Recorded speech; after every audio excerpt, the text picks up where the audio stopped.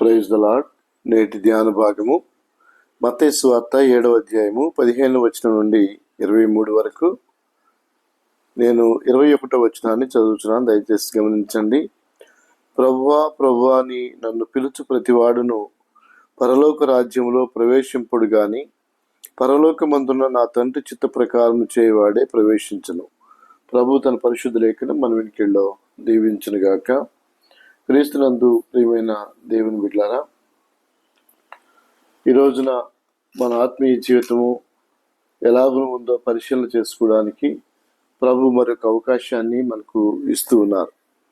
ప్రతి వారు కూడా మనుషుల యొక్క పై రూపాన్ని చూసి వారికి ఆకర్షించబడినటువంటి దినాలలో మనం ఉంటూ ఉన్నాం. ఎందుకనగా నేటి ప్రపంచంలో అబద్ధం రాజ్యం వెళ్తున్నటువంటి దినాలను మనం చూస్తూ ఉన్నాం.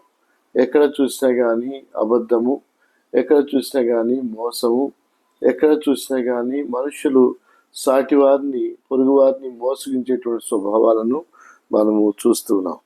అయితే పైకి మాత్రం మంచి వేషం వేసుకున్నటువంటి వారిగా అబద్ధ ప్రవక్తలు, అలాగనే విశ్వాసులుగా చెప్పబడుతున్నటువంటి వారు కూడా ప్రార్థన అనేటువంటి ముసుగును ధరించుకున్నటువంటి వారిగా నేటి సమాజాన్ని మనము చూస్తున్నాం. ప్రభువా ప్రభువాని పదే పిలవడం వలన పరలోక వారసత్వం రాదు, కానీ దేవుని చిత్త ప్రకారంగా చేసేవారికి పరలోక వారసత్వం, దేవుని చిత్త ప్రకారంగా నడిచేటువంటి వారికి నిత్య జీవమని, దేవుని చిత్త ప్రకారంగా ఉన్నటువంటి వారు నిత్య జీవాన్ని పొందిన వారిగా ఉంటారని యేసు ప్రభువారు తెలియజేశారు. అయితే ప్రాముఖ్యమైనటువంటి విషయం ఏంటంటే, మరి దేవుని చిత్త ప్రకారంగా చేయటం అంటే ఏమిటి అంటే, దేవుని చిత్త ప్రకారంగా ఉండడం అనగా క్రమమైనటువంటి విశ్వాసిగా కట్టబడము లేక నిర్మించబడడం. కట్టబడము అనే మాటకు ఎడిఫికేషన్ అనే మాట ఇంగ్లీష్లో వాడతారు. దానికి సమానమైనటువంటి అర్థము ఐకోనోమియా అనే మాటను మనము గమనిస్తాం. క్రీస్తునందు ప్రియమైన దేవుని బిడ్డలారా, ఈ రోజున మన ఆత్మీయ జీవితంలో క్రమమైనటువంటి రీతిగా యేసు ప్రభు వారు 2 గృహాలు చూపించారు ఇక్కడ. ఒకటి ఇసుక మీద కట్టబడిన ఇల్లు, రెండవది బండ మీద కట్టబడిన ఇల్లు. బండ మీద కట్టబడినటువంటి ఇంటి వలె క్రమముగా కట్టబడినప్పుడు, అనగా శ్రమలో, కష్టంలో, ఇరుకులో, ఇబ్బందిలో వారు కట్టబడినప్పుడు వారు ఎలాంటి పరిస్థితులు కూడా పడిపోక స్థిరమైన విశ్వాసులు ఉంటారు, నిత్య జీవానికి వారసులుగా ఉంటారు.